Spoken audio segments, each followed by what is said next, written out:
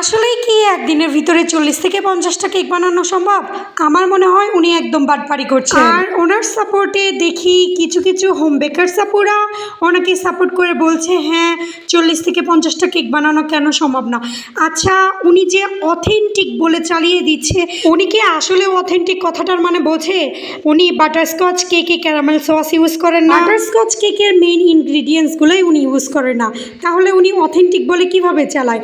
আর red velvet কথার তো দূরেই রাখলাম, উনি তো ওভেনের কথা বললেন, ওখানে উনি নাকি একসাথে 6টা কেক বেক করেন, কিন্তু উনি তো 8 ইঞ্চি মোল্ড ইউজ করেন, তাহলে একসাথে কিভাবে উনি 6টা কেক বেক করেন? আচ্ছা আমি সেটার কথাও বাদ দিলাম, উনি ব্যবসা করছে, হ্যাঁ ব্যবসা করুক, উনি কেন বলবে যে এটা অথেন্টিক? ব্যবসা হালালভাবে করুক, বাটপারি করে ব্যবসা করার কি দরকার? যেখানে হোমমেড কেক 2 ঘন্টা বাহিরে রেখে দিলে তারপর থেকে ব্যাকটেরিয়া জমতে শুরু করে, তাহলে উনি কিভাবে সকাল থেকে রাত পর্যন্ত বা দুপুর পর্যন্ত এই কেকগুলো বাহিরে রাখে? এটা বাংলাদেশ, এটা অন্যান্য দেশ না।